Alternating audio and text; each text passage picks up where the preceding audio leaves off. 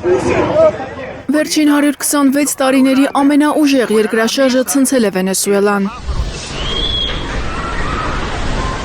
Առնվազն 32 մարդ է զոհվել, ավելի քան 700 վիրավոր կա ըստ պաշտոնական տեղեկության։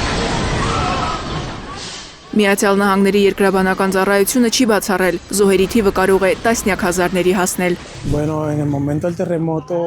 Երկրաշարժի պահին տանն էինք, իսկապես չգիտեի ինչ է կատարվում։ Դուրս եկանք փողոց։ Իրար հաջորդող երկու երկրաշարժ է եղել։ Առաջինը 7.2, երկրորդը 1 րոպե անց 7.5 մագնիտուդով։ Դրանք տարբեր էպիկենտրոններ են ունեցել։ Ես առաջին հարկում եմ ապրում, նկատեցի ինչպես է փլուզվում լոգարանը։ Սա ամենասարսափելի բանն էր, որ տեսել եմ իմ 43 տարիների ընթացքում։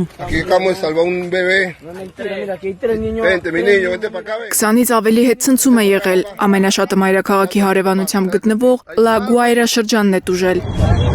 Լա Գուայրան աղետի գոտի է հայտարարվել։ Վենեսուելայի մայրաքաղաքում էլ բարձրահարկ շենքեր են փլուզվել։ Կարակասի միջազգային օդակայանը փակվել է վնասվելու պատճառով։ Մետրոյի աշխատանքը դադարեցվել է։ Վենեսուելայի նախագահի պաշտոնակատար Դելսի Ռոդրիգեսը արտակարգ դրություն է հայտարարել։ Սա լուրջ հետևանքներով իրադարձություն է, կան նահանգներ, որոնք առավել շատ են տուժել։ Անջատել ենք ներքին գազամատակարարումը, էլեկտրաէներգիայի անջատումներ են լինելու։ Դելսի Ռոդրիգեսը հայտարարել է, որ հեռախոսով զրուցել է Միացյալ Նահանգների պետքարտուղար Մարկո Ռուբիոյի հետ։